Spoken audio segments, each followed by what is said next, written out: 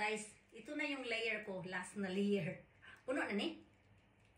Ito na yung layer ko guys. Ito guys sa ilalim. Sa ilalim guys, iyon ang palaya.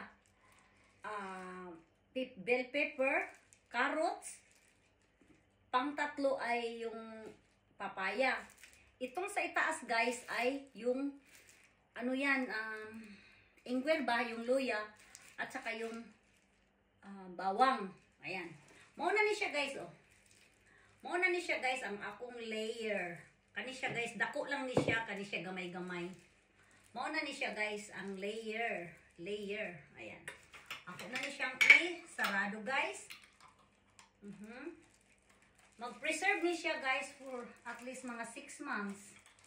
Sana. Mau ba niya ang taklob? Mau ba ni? Mau ba niya ang taklob? Dira.